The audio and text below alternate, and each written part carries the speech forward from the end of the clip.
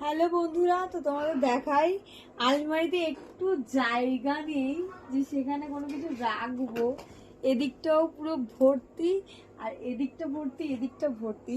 এবার সমস্যা হচ্ছে নতুন যে এতগুলো জামা কাপড় কিনেছি, এগুলো আমি এখন রাখবো কোথায়? আরো তো নিচে রয়েছে, সেগুলো কোথায় আমি রাখবো? এবার কিভাবে ম্যানেজ করবো সেটা হচ্ছে সমস্যা। জামা কাপড় তো কিনে দিয়েছি, এবার যদি বলি আলমারি কিনে দাও তাহলে আর বাড়িতে রাখবে না, এবার আমাকে বিদায় করে দেবে।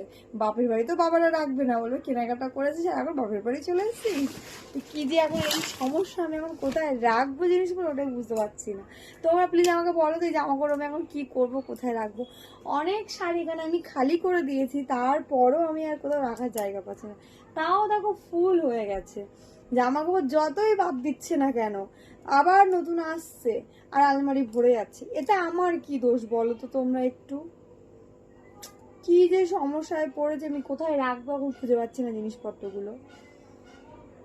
এখন যেই বড়মশাইকে বলবো হরে কৃষ্ণ, সেই তো আমাকে পিটাবে, কিন্তু কিছু তো করার নেই। পুজোর শপিং তো করতে হবে, পুজো বলে কথা, পুজোর শপিং তো ছাড়া যাবে না। আমি এগুলো কোথায় রাখবো? এখন আমার মেয়ের বাকি রয়েছে, মেয়ের গুলো কোথায় ঢোকাবো আমি? কি সমস্যায় পড়েছি যে কি বলবো আর।